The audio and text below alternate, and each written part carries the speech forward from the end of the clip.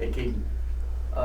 It's interesting from a results standpoint, pretty interesting season so far. One win in your first 7, then you win 8 of 9, and now you've dropped 3 in a row. Any explanations for the lack of consistency, or don't you, in these last 3, you don't maybe see it as clearly as maybe the first 7 were? Yeah, I think our first 7 weren't great performances all around, and we just struggled to create chances and score goals. And then obviously we got into a rhythm and we started scoring lots of goals and winning games and getting results. And these last 3, it's hard to say that we've been playing so bad. I think we are at a point where we are struggling to create chances again, or clear chances, and we just need to like fix that and get that back on track.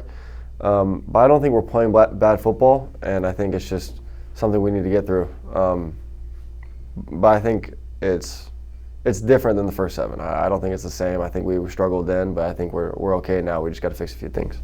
When you talk about creating chances, is it the opponent more than yourselves, or how do you identify how to improve that?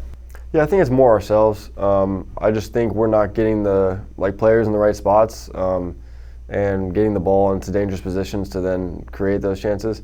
I think we're playing well out of the back and moving the ball forward and getting to the attacking third, but then we are all struggling to find the right spaces, find the right plays and decision making to then create those chances, and we're just shooting ourselves in the foot.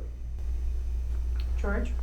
So obviously the last 3 games haven't gone great, and for a little bit we were talking about the shoe falling off of the other foot as things were going great. How do you guys now try to brush that off and just keep things moving, try to get back on track, knowing that you guys just went through this little slump? Yeah, we just we got to talk through it, work through it, figure it out on the training pitch. But yeah, I mean, we can't panic. I think that's the one thing we have to avoid is just panicking and thinking we're like in this bad streak of games again, which we got a few bad results, but it's nothing. You know, we can turn this around on Friday and start heading toward 9 wins again, or 8 wins. When you face a team like Orlando coming up on Friday, what's the mentality going through these 3 losses in a row, and how to switch this back into wins?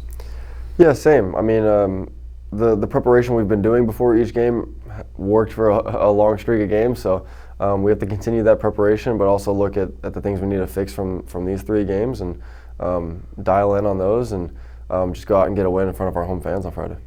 When the team isn't scoring goals and struggle in the past 2 games, does it put more pressure to you? Does it change your mentality on how you approach as you get closer to the box? If you're going to start taking more chances as opposed to passing the ball or something, how does your mentality work on that in those situations?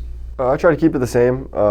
Obviously, I look to see what I can do better just personally, in the sense that like making sure I'm making the right runs and getting into the right positions, but I don't try to do more. And I hope other guys aren't trying to do more. It's just, let's just make sure we're doing our jobs. And when we all do our jobs, it works out and we win games. So just got to get back to that.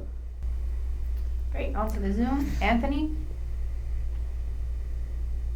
Hey, Keaton, Anthony Merced, AJM Sports. Can you speak a little bit to what the confidence level is like in the locker room with this streakiness that's happened this year?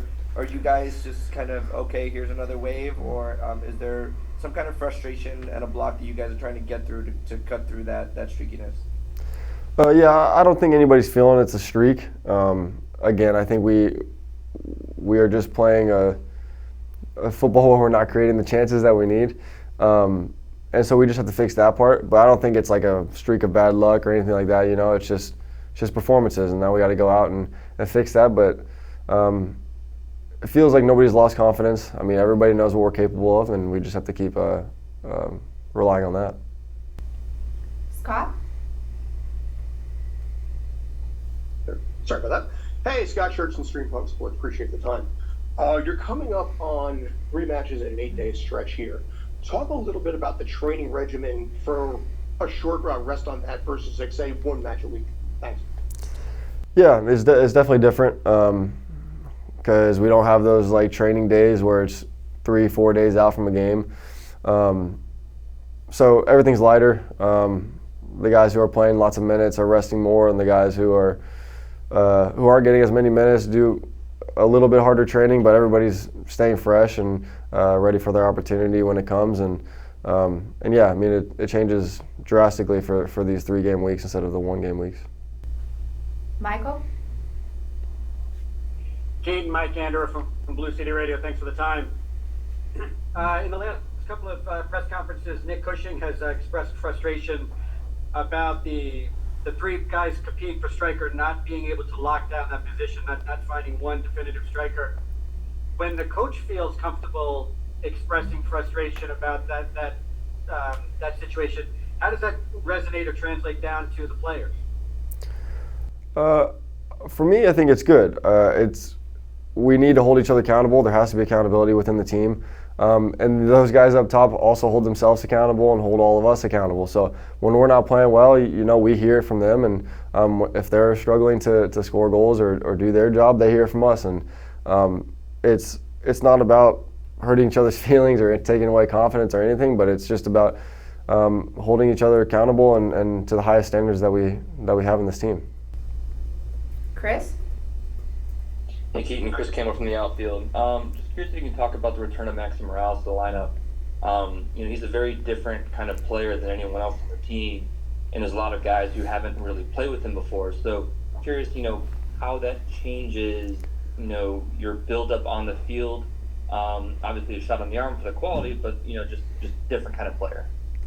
Yeah, absolutely. I mean, it's just like any other player. There's a learning curve, and you got to get used to playing with him. I'm lucky enough to have been playing with him for years now, so I know his style a lot. But a lot of these guys are new, and yeah, it's just a small learning curve, and we'll just keep adapting to that. Any more questions? Great. Thanks, guys. Everyone. It's only worth it if you work for it. I won't stop till they hear me now. I won't stop till I wear the crown.